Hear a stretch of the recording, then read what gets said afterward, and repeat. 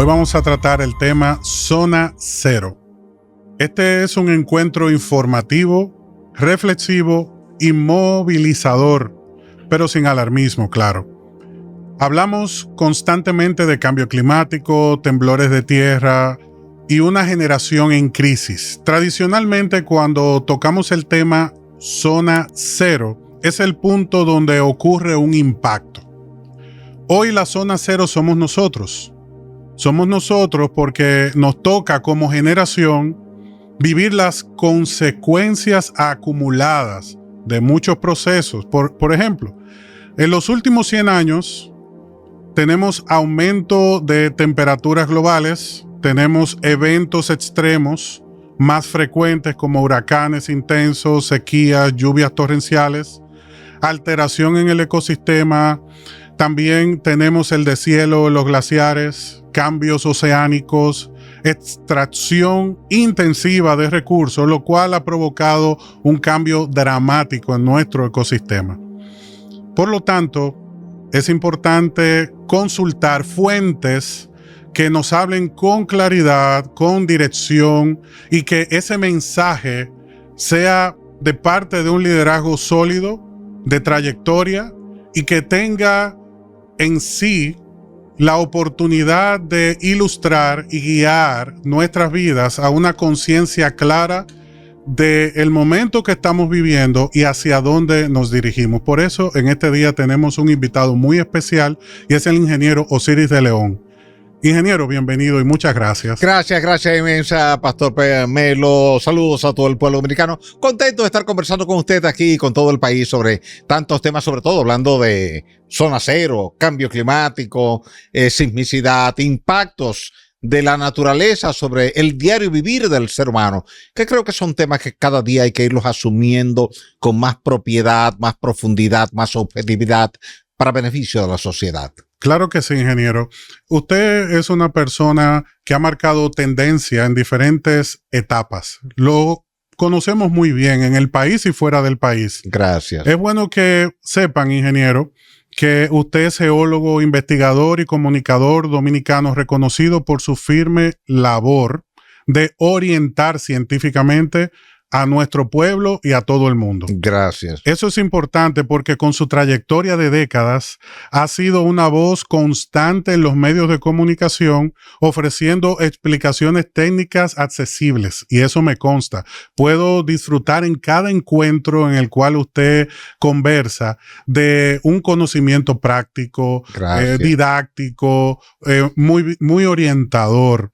Y además de esto, y de su labor académica y técnica, usted se ha caracterizado por una postura crítica frente a toda clase de proyectos, iniciativas que vienen con el propósito de favorecer la nación. Entonces, me gustaría, ingeniero, que en una escala, de acuerdo a ese conocimiento que usted tiene, en una escala del 1 al 5, ¿qué tan seria es nuestra exposición a un evento sísmico de impacto nacional? La máxima. Porque vas a tener un evento sísmico. Tú no quisieras tener un evento sísmico. Yo tampoco. La sociedad tampoco. Pero hay una máxima universal y es la siguiente. Donde hubo terremotos en el pasado, siempre habrá terremotos en el futuro. Porque los terremotos no se producen en cualquier lugar del planeta Tierra. Se producen en aquellos lugares de convergencia de placas tectónicas. Y cuando a ti, por situaciones del destino, te tocó vivir en un territorio sísmicamente activo, y ese es el caso de la República Dominicana, que es una zona de convergencia entre la placa tectónica de Norteamérica, que es la placa donde está México, Estados Unidos, Canadá, Cuba, el Atlántico Norte y parte de Europa, y nosotros, caribeños, estamos en una placa chiquita donde está Centroamérica, Jamaica, la isla Hispaniola, Puerto Rico, Antillas Menores y el borde norte de Venezuela y Colombia, y ahí cierra. En tal virtud, como la placa de Norteamérica siempre fuerza, trata de penetrar por debajo de nosotros, acumula presión. Y cuando logras romper la roca, viene el evento sísmico. Por eso tuviste ese evento cataclísmico en Puerto Príncipe, Haití, 12 de enero del 2010, con 316,000 muertos. Nadie hubiera querido ese cataclismo, pero ocurrió. Tú tuviste en la historia, y lo has visto cuando te lo narra el padre Las Casas, o Pedro Martín de Anglería, o Gonzalo Fernández de Oviedo, aquel terremoto de 1562 que destruyó a Santiago y a La Vega simultáneamente. ¿Ves? O el terremoto de Matanzas, Nagua, 4 de agosto de 1946. Magnitud 8.1. Muy alta, ingeniero. Demasiado alta. Se sintió en todo el Caribe. Todas las islas del Caribe sintieron la sacudida. Pero tuvo una réplica 4 días después, de 7.6. Y ese evento sísmico generó un tsunami que arrasó por completo la comunidad de Matanzas. Por eso se llama Matancitas. Pues quedaron 2 o 3 casas nada más. Todo lo demás fue barrido. Entonces, cuando tú ves ese historial que ha ocurrido, sabes que tienes que preparar a tu sociedad para esa realidad, porque más temprano que tarde volverá a repetirse un evento sísmico. Nosotros tenemos, ingeniero, naciones en la región, por ejemplo, como Chile, y en Asia tenemos naciones como Japón, que crean infraestructuras preparadas para estos eventos porque tienen una conciencia geológica de la posición en la que se encuentra. Usted nos está ilustrando de cuál es nuestra realidad geológicamente hablando. Tenemos esa presión de esa placa del norte, como usted muy bien explica. Entonces, nosotros que en la escala del 1 al 5, pues tenemos una exposición alta. Y viendo esta realidad geológica que nos rodea, ¿estamos nosotros igualmente preparados que esas naciones, como las que mencioné, Chile, Japón, que preparan sus estructuras para esta clase de momentos? Realmente no. Lo ideal sería decir que sí. El optimismo sería decir que sí. El deseo íntegro sería decir que sí. Pero la realidad es que no. Puerto Príncipe te lo demostró. Allí nadie estaba preparado para aquello. Puerto Rico te lo demostró el 7 de enero del 2020. Un pequeño temblor de magnitud 6.4 en Guánica destruyó cientos de viviendas. Pero igual te lo demostró Ecuador el 16 de abril del 2016. Un evento sísmico que te destruyó toda la zona de Manabí, Manta, Pedernales, Pueblo Viejo, todo el noroeste. Quedó destruido. Lo has visto inclusive con el terremoto de Kobe en Japón, que fue en el año 91. Una destrucción casi total en Kobe. Y lo viste en Sendai, Japón, el 11 de marzo del 2011, con el evento sísmico que, además de destruir todo, generó un tsunami que entró a la planta de Fukushima y generó un escape radioactivo. Todavía Japón está pagando las consecuencias. Ante esa realidad, fíjate que Estados Unidos siempre dice, estamos esperando en cualquier momento un Big One, como ya os llaman, un gran terremoto en California. Ellos esperan un sismo de magnitud 8.1, 8.2 y se preparan para eso. Pero al final, la realidad puede ser distinta al esquema de preparación, porque todavía hay mucha gente que no distingue entre roca y suelo. La Biblia dice en el Evangelio de Mateo, capítulo 7, versículos 24, 25, 26 y 27, que el hombre prudente construye su casa sobre la roca y el hombre insensato construye sobre la arena. Así es. Entonces, toda la destrucción sísmica que tú has visto en todo el planeta Tierra siempre ha estado en suelo. Arcilla, arena, limo, grava, caliche. Ahora en roca tú ves todo intacto. Ejemplo, Ciudad Colonial de Santiago destruida, Ciudad Colonial de La Vega destruida, Ciudad Colonial de Santo Domingo intacta. La de Santo Domingo está sobre una plataforma de roca caliza coralina rígida, donde la onda sísmica viaja rápidamente y no se amplifica. Por tanto, no entra a la estructura. Se va rápido. Y tenemos nosotros, ingenieros, zonas más vulnerables por ejemplo, en la ciudad de Santo Domingo, y lo digo por la densidad. Santo Domingo, tú tienes San Jerónimo, Los Prados, La Castellana, Las Lauras, Jardines del Norte, Los Ríos, Arroyo Hondo, Alcarrizos, Pantojas. Todo eso es zona vulnerable, zona de suelo. Puedes seguir hacia el norte, Villamella, La Victoria, todo eso es suelo. Vete al Cibao, Bonao, La Vega, Santiago, San Francisco de Macorís, Salcedo, Tenares, Villa Tapia, Villarriba, Arenoso, Pimentel, Castillo, Navarrete, Esperanza, Mao, Laguna Salada, Villa Vázquez, Castañuela, Montecristi. Todos esos son zonas de suelo flexible. Y el día que venga el evento sísmico, dependiendo de dónde esté el epicentro, evidentemente, mientras más cerca del epicentro está una zona de suelo, más daño hay en ese entorno. Y por eso siempre hemos hablado de que hay que hacer una microzonificación sísmica a nivel nacional, concentrada en los núcleos urbanos, de forma tal de que cada alcaldía pueda orientarte a ti, a mí, a cualquier ciudadano que quiere comprar o alquilar una casa o construir una casa. ¿Cuáles son los suelos de buena respuesta sísmica y cuáles son los de mala respuesta sísmica?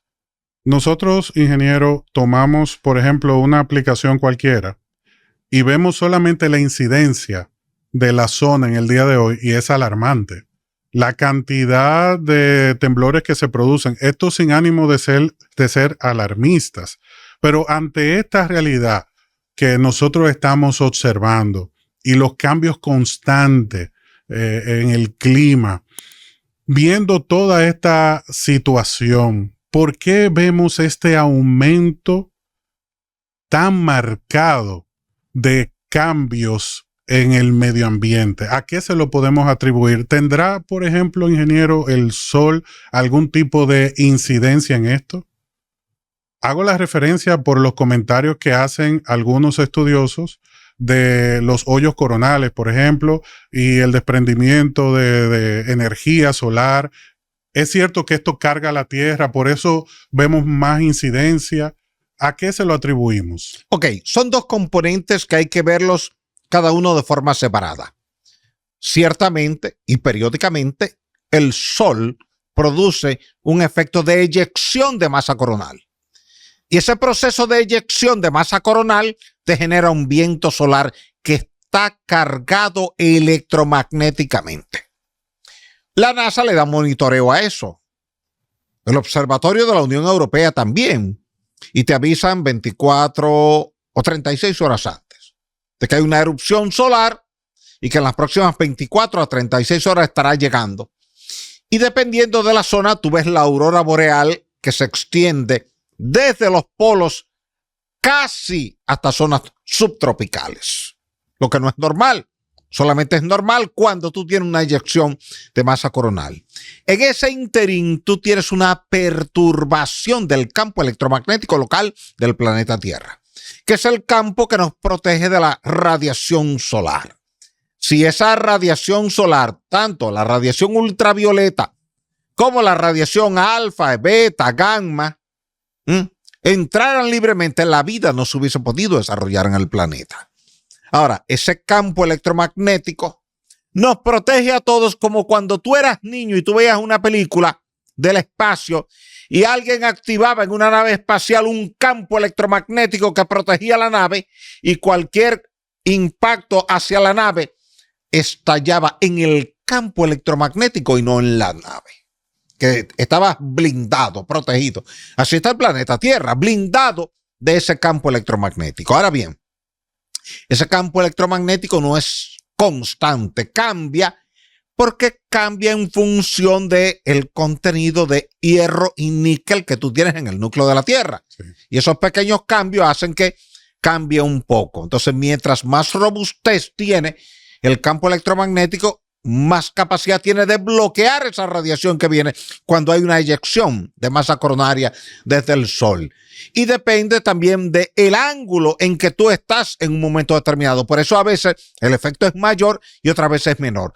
Pero ese efecto es transitorio, es de corto plazo. Te puede durar 24 horas, 48 horas, no más de ahí. Y la perturbación realmente a veces tú la sientes a nivel orgánico porque tú cuerpo tiene un campo electromagnético que está orientado con el campo electromagnético del planeta Tierra. Esto trae incidencia, doctor, ingeniero, en la parte de dolores de cabeza, desorientación. Definitivamente. Fíjate que siempre te dicen, a veces la gente lo toma como cuento de camino, que tú tienes que estar durmiendo en la noche para descansar bien en el mismo sentido del campo electromagnético alineado y no perpendicular. Y se han hecho muchas pruebas de laboratorio. Observa que tú entras a este estudio de grabación y cuando termina la grabación tú sales directo por la puerta correcta, nunca sales al revés. Sí. Tu cerebro está orientado y tú sales hacia tu casa o hacia el supermercado o hacia la iglesia y tú vas orientado. Pero esa orientación que está en tus neuronas está condicionada a ese campo electromagnético, porque tus neuronas se fueron desarrollando desde tu infancia en función de ese alineamiento del campo electromagnético.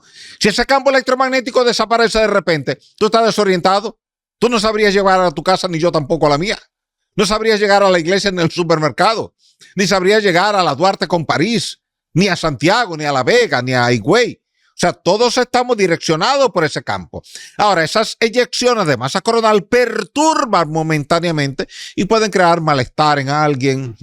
Tú no te sientes bien, no duermes bien, o dormiste pero despiertas cansado. Tu organismo no descansó lo suficiente porque el proceso del sueño es para que tu cerebro pueda regenerar las neuronas maltratadas en tu proceso laboral diario.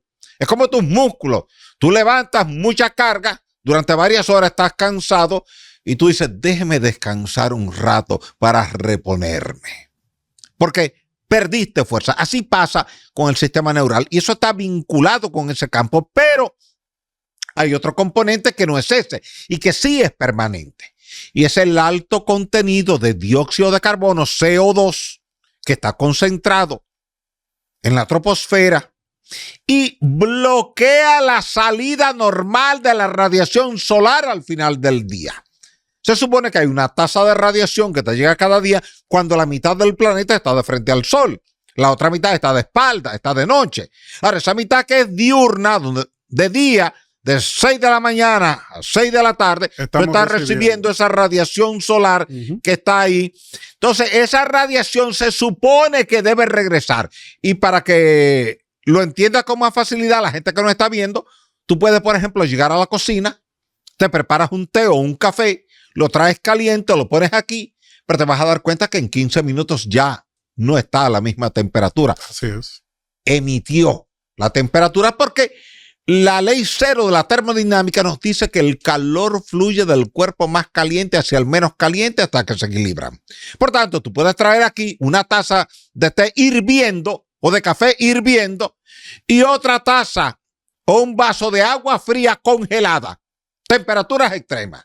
Tú dices, bueno, este está a 100 grados Celsius, por eso está hirviendo. Este está a menos 10 grados Celsius, por eso está congelado. Los pones aquí y en 15 o 20 minutos vas a ver que la temperatura es la misma. Porque tomaron la temperatura ambiental. O sea, es una ley universal de la termodinámica.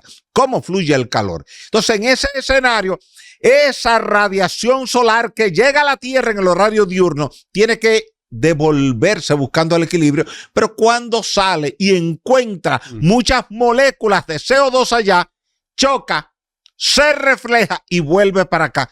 Y el planeta se te va calentando como un invernadero de Constanza o de Rancho Arriba, que adentro está más caliente que afuera y de repente entonces tú quieres salir afuera a tomar aire fresco. Nosotros, observando esto que usted nos presenta, ingeniero, debemos ser honestos, llegar a una conclusión, y es que esa incidencia medioambiental no solamente provoca quizás una distorsión en el uso o la percepción correcta del medio ambiente, esa desorientación también vemos que está manifestándose en la manera en la que usamos los recursos que tenemos a nuestra disposición. Por ejemplo, ingeniero, la cantidad de perforaciones que se está haciendo para obtener el agua y que los apartamentos, por ejemplo, puedan tener no solamente la cisterna, sino también un pozo del cual abastecerse. Se están tomando las medidas correctas para controlar esto, ya que esa agua que está en el subsuelo, en el uso desmedido, pudiera precipitar eventos que nos hagan mucho mayor daño como nación. Por ejemplo, en esta ciudad de Santo Domingo, creciendo en densidad constantemente, se está perforando. Entonces, se están tomando, ingenieros, las medidas para prever esto, para no provocar, por ejemplo, aquellos comentarios que se han hecho de la Ciudad de México en el DF, de que por la cantidad de búsqueda en agua del subsuelo, se entiende que incluso ha ido disminuyendo su altura. Ok, mira, son dos temas importantes que debemos verlos desde la óptica de la realidad. Y tú has puesto un buen ejemplo, el caso del Distrito Federal de México. El Distrito Federal de México ha crecido en torno al antiguo lago Texcoco, una zona de sedimentos finos muy blandos, con mucha agua en el subsuelo, porque ahí el agua estaba en superficie cuando llegaron los colonizadores. En la medida en que la Ciudad de México fue creciendo, fue requiriendo más y más agua, y el agua se buscó en el subsuelo. Ocurre que esa agua que está en el subsuelo está ocupando los poros del subsuelo. Y cuando tú bombeas el agua hacia la superficie, tú estás ahora dejando un vacío, y ese vacío genera que el sedimento que está encima comience a bajar y se va produciendo un efecto que se llama subsidencia. Va bajando, bajando, bajando, bajando, y en algunos lugares ha bajado 5, 8, 10 metros, que es bastante. Sin embargo, Santo Domingo tiene una particularidad distinta. Santo Domingo está levantada sobre una plataforma de roca caliza coralina rígida, igualmente porosa que en México, solo que esta está litificada. Okay. Está litificada. En tal virtud, no se te va a producir un efecto de subsidencia, pero sí se te produce un alto efecto de contaminación que es peor. ¿Por qué? Porque al tú no tener un sistema eficiente de agua potable que te garantice en tu edificio, en tu iglesia, en tu escuela, en tu hospital, agua 24 horas al día, 7 días a la semana, lo primero que tú haces en la etapa de construcción de la estructura es 2 pozos. Un pozo para extraer agua del subsuelo y un pozo para descargar el agua residual de tu baño, de tu fregadero, de la ducha. En ese sentido, ¿qué ocurre? Que en el subsuelo tú estás mezclando una agua subterránea que teóricamente viene potable y un agua residual de tu hogar que está cargada de bacterias coliformes. Y se están mezclando ahí abajo. Tú no lo ves en superficie, ni yo tampoco, pero se está produciendo ese efecto. Entonces eso, para tú resolverlo, necesitas 2 cosas. Primero, que tu sistema de acueducto garantice que cada hogar reciba agua 24 horas al día. Que tú no tengas que hacer un pozo para extraer agua cruda del subsuelo. Sí. Porque fíjate que aquí se dice con mucha frecuencia que el agua que llega de las redes no es potable. El agua sale potable de la planta, pero no llega potable a tu casa, porque se contamina en el camino, con filtraciones, con intervenciones, con malos manejos de la gente. Entonces, ¿qué ocurre? Como no es suficiente, tú haces el pozo y ahora en tu cisterna tú estás combinando el agua que llegó del acueducto con el agua cruda que tú sacaste del subsuelo. Pero esa agua cruda que tú sacaste del subsuelo y que yo también saqué del subsuelo tiene todos los desechos residuales de toda la vecindad. E igual afecta al de otro vecino y al otro y al otro. Y al final, todos estamos mezclando ahí abajo el agua buena con el agua mala. El agua libre de bacterias con el agua cargada de bacterias. ¿Y cuál sería la medida, ingeniero? Las medidas son 2. Primero, que tu sistema de acueducto te garantice agua 24 horas al día, pero la gente debe entender que el agua cuesta, porque tú tienes que captarla, tratarla y conducirla. Sí. Eso tiene un costo. Y segundo, instalar un sistema de alcantarillado sanitario que te dé servicio a ti, a mí, a todos. Y eso también cuesta. Entonces, cuando los servicios son provistos por el Estado, la gente entiende que no tiene por qué pagarle al Estado, porque yo soy un ciudadano y como soy ciudadano, no estoy obligado a pagar los servicios del Estado. Entonces, la gente quiere que la energía eléctrica que te da el Estado sea gratis, que el agua sea gratis. ¿Por qué quebramos una línea aérea dominicana de aviación? Porque era del Estado. Y si eso es del Estado, ¿por qué a mí no me van a negar un pasaje? Entonces todo el mundo quería un pasaje gratis. Todo el mundo, sin excepción. Todo el mundo estaba buscando a alguien a través de quien consiguiera un pasaje gratis. Y tú veías que la matrícula del avión siempre eran tickets gratis. ¿Por qué? De tanta y tanta gente. Entonces quebramos la línea aérea. Todo el mundo tuvo que irse a pagar las líneas privadas. Eso pasa con el agua. El día que el agua la maneje una empresa privada en cualquier parte del mundo, la gente va a pagar el agua porque si no, no te dan el servicio del agua. Igual el sistema eléctrico. Por tanto, yo creo que esos dos sistemas tenemos que eficientizarlos y separarlos. El agua potable con un costo de tratamiento, de distribución y de acceso a tu hogar. Y eso tú lo pagas de manera formal. Y al mismo tiempo, todos tus desechos, el de tu fregadero, el de tu ducha, el de tu inodoro, va por otra tubería a un colector. Desde ahí va a una planta de tratamiento, no al subsuelo. Y entonces se trata, y después que el agua está tratada, ya tú puedes volver a verterla en el río Jaina, o en el río Isabela, o en el río Osama, o en el mar Caribe. Pero libre de carga bacterial. Nosotros manejamos ahora un concepto de ética del futuro, ingeniero. Entonces, debemos crear conciencia solidaria para el uso de los recursos que tenemos a nuestra disposición. Usted ha aportado ese fundamento, esa iniciativa que se debe tomar en cuenta porque como generación que nos encontramos en esta zona cero, que no es un lugar del mapa, es un momento histórico. Y es histórico porque nuestra generación tiene que decidir cómo quiere ser recordada. Si porque ignoramos las señales que sobre todo el ingeniero Osiris de León ha estado recalcando en las últimas décadas, o si despertamos a tiempo y tomamos las medidas adecuadas. Ingeniero, le agradezco su visita. Gracias por esta exposición que nos ha traído una iluminación, una dirección clara con respecto a puntos que son diarios, importantes, relevantes y que no se pueden pasar por alto. Gracias inmensas. Bendiciones para usted y para todo nuestro público. Muchas gracias, ingeniero. No te olvides seguirnos, darle a like a este material, compartirlo sobre todo, porque lo que el ingeniero Osiris ha compartido con nosotros es de mucho valor. Así que ayúdanos en esta iniciativa, compártela y Dios te bendiga.